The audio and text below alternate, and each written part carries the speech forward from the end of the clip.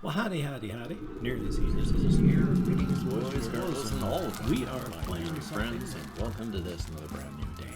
A brand new day. Yay! Mostly, hopefully, yay for you. Hopefully, that would be good.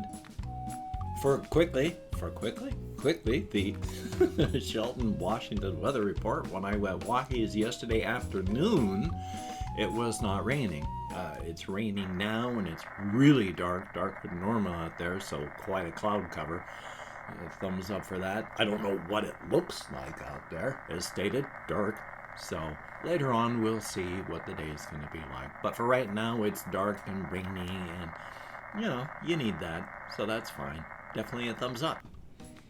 Hopefully the weather is nice where you are when you are watching this. Definitely a thumbs up on that.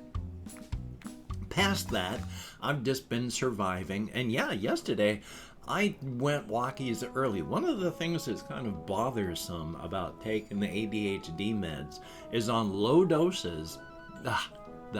Talking weird because of my dentures and the way they're not fitting properly right now. Because of the low doses, things just feel weird. Because as stated, I have just enough focus and concentration to realize I have no focus and concentration. So all it does is shift my awareness from being totally flighty to aware that I am being totally flighty but unable to do anything about it. And I need a higher dosage to get up to more control. So it is a weird feeling, and largely an unpleasant feeling, because I am hyper aware of not being able to be hyper aware. It's paradoxical, but it's painful.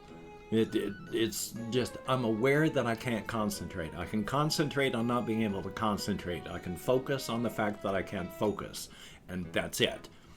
So it's like yesterday, every single day. Before I started any medications at all, I would look at the games list on my Steam or look at my consoles, and it was too painful to even think of contemplating of starting the things up. It was exhausting, and if I did get it started, I would be bored and ready to go on to something else before it even finished loading up. When I took a higher dosage of the ADHD meds, that didn't happen. I was able to play things and do them. Now on the lower doses, I am fully aware of my dithering and flightiness, but unable to do anything about it except be aware of it. So it really hurts when I look at my lists and are unable to do anything. Because I am aware at that point that I could be, but I can't. And I'm hyper aware of that. And so the days, because I'm hyper aware of things happening, but not enough that I can actually do anything, my days are dragging. By the time I hit noon, it feels like 24 hours have passed, because I'm hyper aware of the time passing, but unable to do anything about it. So yesterday, I hit noon, and it felt like I had been up for days, and I had been concentrating and doing things for days, but I hadn't been, because I wasn't able to concentrate on anything. So I went out walkies a little after 3 o'clock in the afternoon, because I just couldn't sit anymore. I was so antsy. I didn't like it. Not antsy as in anxious or anxiety, but antsy as I've been sitting here for days. I need to move. So right now it's fun. And that's okay. Again, it's a slow process, and it's just made a little bit worse right now because neither my med manager nor I expected the stuff to show up this quickly. And so I've started taking it. She was hoping I would be able to be using it for about a week before we had our appointment. It's still 2 weeks until the appointment.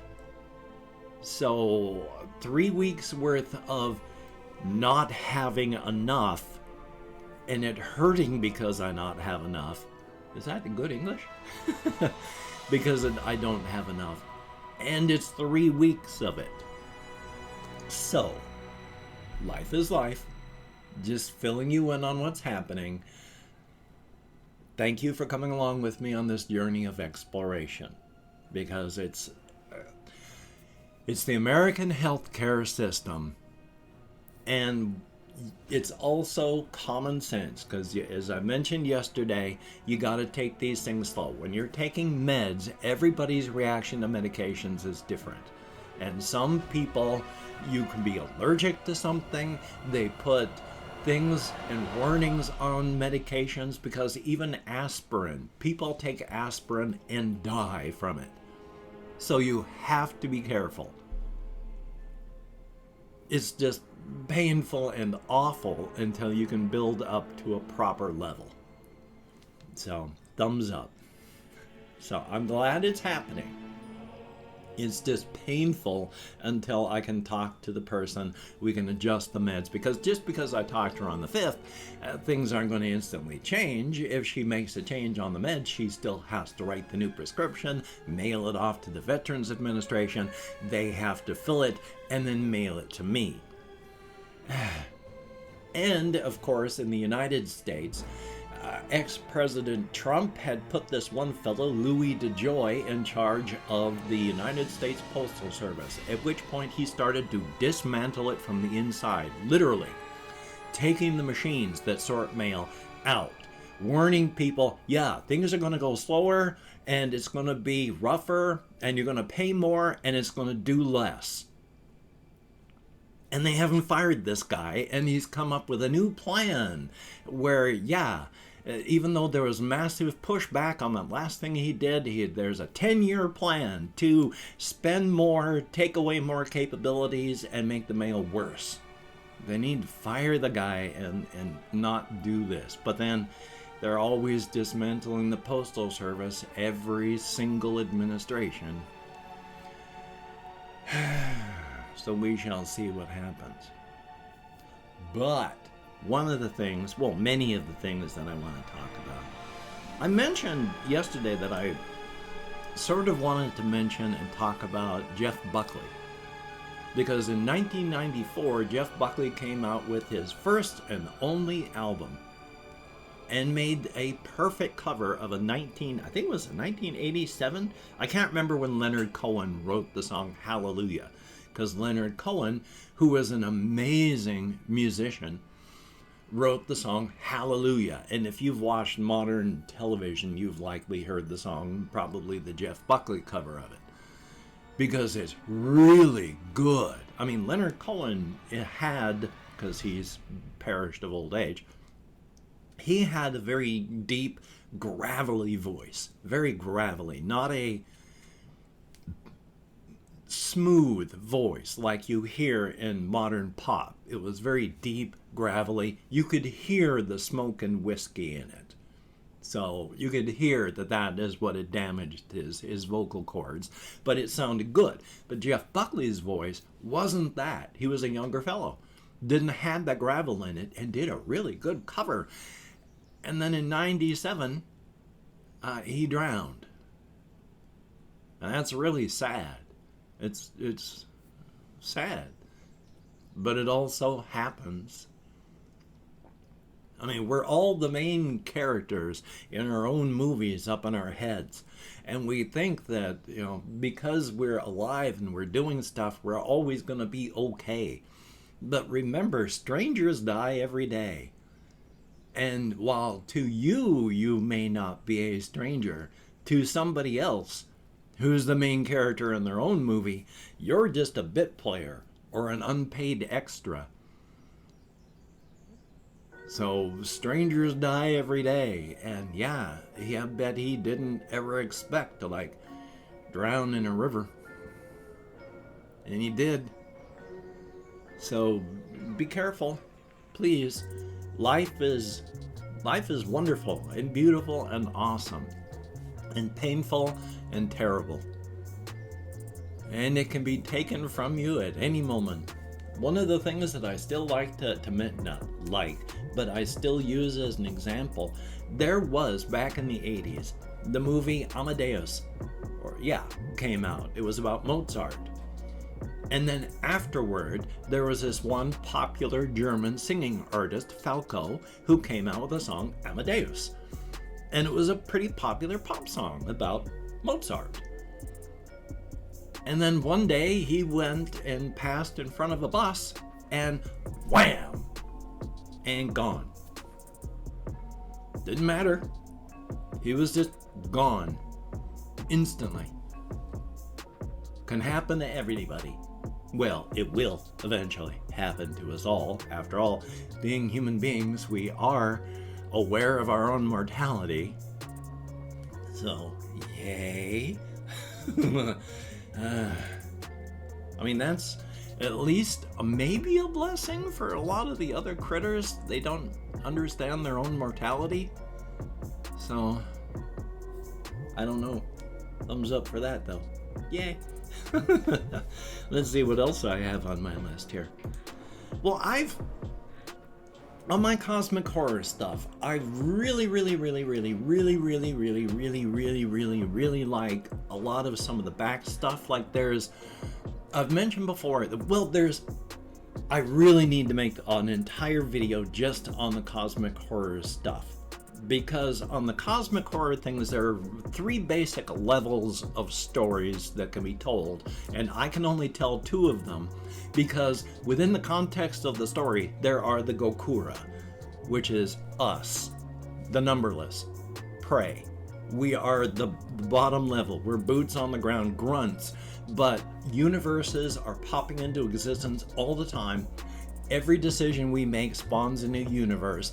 Every particle in our body that moves creates a new universe at every femtosecond. We are numberless. Well, I'm out here too. I'm a writer thinking about this stuff in what is effectively, story context-wise, out in the cold and dark, the Ungaden, the 3rd zone of the multiverse, and I am one of the Gokura. I can't imagine, I cannot even imagine actual real life that the cosmic horrors would be living in. So, there's the boots on the ground stories, where talking about the people that have to live through this stuff. That's where I've talked about and told these stories of characters like Tammy Bayman and Big Dammy and all that. Those are the boots on the ground story. And then there's the humanizing stories that I tell of the cosmic horrors themselves. Do these things actually happen? Not as told. It's all metaphor. It is figurative. It is not literal in the slightest. Does anything happen the way I say in the humanizing stories? No. It's just a way of going, gosh, this happens this way. It's kind of like if we tell it this way and we do it this way, it's close enough to what might have happened that it makes a little bit of sense for us. And so the humanizing stories are just that, treating them as if they're human characters with human motivations. They don't have those, and so the stories don't really make sense that way. But at the same time, I also stress that everything is canon. Everything is canon. Especially the things that contradict themselves. So thumbs up on that. And then the uppermost level, I can't ever tell those kind of stories because I don't have the senses to perceive the actual cosmic horrors themselves. If we came across them, we wouldn't even be able to recognize them as beings. With our senses, with our minds, we have limited senses. We see this much, we perceive this much of the huge electromagnetic spectrum available to us in the reality we live in. In the 2nd zone of the universe, the entirety, figuratively, the entirety of our electromagnetic spectrum is like their visible spectrum with a huge amount available to them. In the innermost zone, that is just a sliver of a greater portion. All figurative, not actual literal, of course. But that's why we don't have the senses. I can't actually tell what's going on with them. And they're like gravity, speed of light. We have no way of relating to them in any fashion. So that level, but on the humanizing side, I got stuff that I want to talk about until the cows come figuratively home. Thumbs up for that. And I've opened up 24 hours worth of comments, my community tab. I'm going to go through and thank 20 to 25 people for having left me a comment. I'm not reading the comments right now, and I'm answering the comments as best I can afterward. But for right now, I'm just thanking you for having left a comment. Good, bad, indifferent. You took the time. You expended the calories. Thank you very much. If I mispronounce the username, no disrespect is intended. I'm an American English speaker, and even though I count in American Sign Language with my depression, fibro, and more, hokey smokes. So we have DERECHTESKUNK. It looks like Directus-Kunk. I can't pronounce that, but thank you very much. The 1977 Punk, thank you. Confused Owl 29, greatly appreciated. Fargron, hey, good to see you in the comments. And we have Christopher Thomas, thumbs up and thank you. Seeker 89, good to see people giving me information. Ricky Bettini, who's had bad luck, but here's hoping things get better for you. Teufel, thumbs up and thank you. Daniel Rosette, greatly appreciated. Iceberg 6901, thumbs up. Din Quarta, greatly appreciated. And Perfect Tragedy, good to see you in the comments. DMT Alien, thumbs up. Nando Rice Cheruti, I sure hope I'm close, thank you very much. Melissa R, good to see you in the comments, thank you. Goat Elliott, thumbs up. We have Colin Good, greatly appreciated. Slicksy Fishy, I like the name, thumbs up. Lamb Chop with 2 dots over the 1 O, thumbs up and thank you. Renee Knight, greatly appreciated. Potato Tron, good to see you in the comments, my friend. Ice Damon, thumbs up. Phil Burt, greatly appreciated. And that is it. 23 comments in the past 24 hours. Thank you all so very much. Get me out of my head, into the world, dealing with real people, and it is appreciated to no end. Thumbs up and thank you. If you could check out my various links down below, I have Twitter, Facebook, Patreon.com. If you could donate not donate, but become a Patreon.com patron, like one of these beautiful and awesome people, that would be beautiful and awesome. And if you'd like to help me out without sending money through the patronage, I have a PayPal link down below. If you'd like to help me out without sending money, I have an Amazon wish list link as well, with things like cat food, hamster bedding, silly things, not silly things. If you could check it out, that would be very, very cool. Do not feel obligated. I do not feel entitled. And if you cannot donate, or you simply do not donate, I take all good wishes and I deposit them in the bank of my heart, where I draw interest. So thank you very much. And if you could toss me a like, I appreciate all the positive validation you got from my existence. And of course, if you could hit the notification bell in the subscription button, that would be very cool. Definitely a thumbs up on that. And of course, the horse head of encouragement, even though it wears the grand and terrible lobster hat, wishes nothing but the best for each and every one of us, minus a few people who are trying to destroy the very planet we're living on. But past that, it wishes the best for each and every one of us. A very good thing.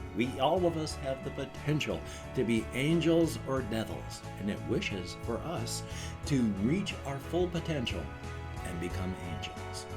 Definitely a thumbs up on that. And of course, Black Lives Matter and Stop Asian Hate. Hokey smokes, people. Hokey smokes. And during these very hard times, try to stay as safe and creative as you possibly can. So, if you don't have to go out, please don't go out. Wear a mask, wash your hands, try not to touch your face, maintain your social distancing. Don't be gasping out the end of your life on a ventilator in a hospital. No fun. So, you take care. Have a great day today.